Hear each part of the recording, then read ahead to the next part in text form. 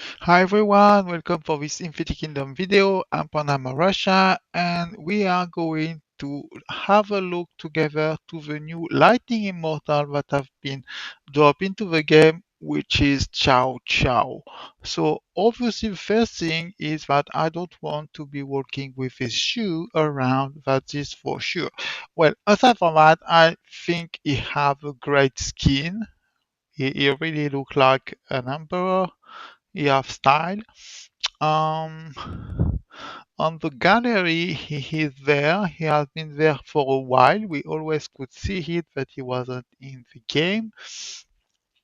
And he have a nice portrait too, really imperious. Like it looked great. So in terms of design, that's a uh, very well done job as usual. Maybe I would have liked like more garniture on the cabar, like I don't know. It looked like a basic wood sword that's a bit weird for someone of its status. But that's really the only detail that I not really not sure about that. Well, so in terms of start, you have a regular start. You have a pretty high energy regen, like 91.3% naked. That would be above 100% once he is built up. So that's pretty strong as an energy regen, which is kind of how it goes for for support. Very often support have a very high energy regen, so it's no exception to that. And well, let's check his skill. So it reduces the damage dealt by all enemy by 20% at max level. That's pretty high, and that's a debuff. So for Lightning Dragon, Taranis, it have a nice synergy there, where you increase your team damage by applying debuff on the enemy. So he will apply 4 debuff at once. So that's pretty good. And with high energy regen, you will put this debuff really early on in the game. So yeah, that can be pretty powerful right there to set up your over backliner damage dealer, whether it's Hammurabi or Genghis Khan or something else. It's a great setup there. When the front row is hit by normal attack, they recover HP by 170% and lasts for 6 seconds.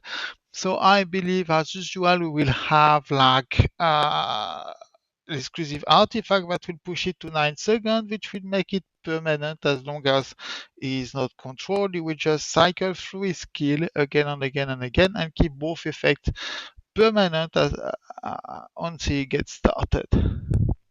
I assume that will be that. Maybe not, but I would be surprised if it's not. That's kind of a classic mechanic in Infinite Kingdom so far. What do I think about the healing? It's a bit like Shelter. It works the same as the Aura Shelter, and I'm not a big fan of Shelter to begin with. It doesn't go well with Paralysis. Paralysis was an aura we often see in Lightning March. That's not go well together, so you will have to choose one or another. Really, the main thing for me is the 20% damage reduction. Like, imagine if you have Apollo who reduce self-inflict damage by 30%, that's 50% damage reduction just on your main damage dealer. That would be completely sick. So there is a very high potential on this skill. Like, I don't know if you will change the meta. Are we going to see him a lot? Like, there is more and more way to counter heal. We start to have a lot of skill and immortal and things like that that can counter heal. So healing counter was completely destroyed out of the meta because of Hatina that bypassed it. the wound effect.